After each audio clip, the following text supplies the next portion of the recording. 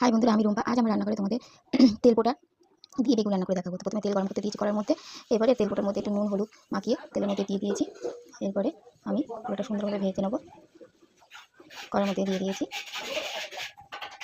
এরপরে আমি তেলটা সুন্দর করে ভেজে নিচ্ছি। তারপরে আমি কুচনো পেঁয়াজ, একটু কুচনো রসুন দিয়ে দেবো। দিয়ে তেল পোটার সাথে একটু ভাজা ভাজা করে নেব। কুচনো লঙ্কাও দিয়ে দিয়েছি। কুচনো লঙ্কা একটু বেশি করে দেবো, যেহেতু একটু ঝাল ঝাল হবে।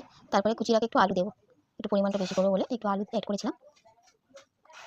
তারপরে আমি সুন্দর করে ভাজা ভাজা করে নিচ্ছি।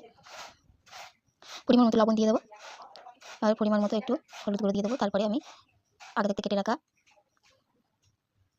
বেগুনগুলো দিয়ে দিয়েছি। একটু গুঁড়ো লঙ্কা দিয়েছি যাতে একটু ঝাল ঝাল হয়। একটু ঝাল ঝাল হলে ভালো লাগে খেতে। আর সুন্দরভাবে আমার ভাজা ভাজা হয়ে গেছে। এটা আমার মোটামুটি রেডি হয়ে এসেছে। এবারে আমি এটাকে নামিয়ে নেব। তো তোমরা একবার এরকম করে খেয়ে দেখো বন্ধুরা, এই দিয়ে ভাত খাওয়া হয়ে যাবে। খুব সুন্দর হয়, খুব টেস্টি হয় এটা।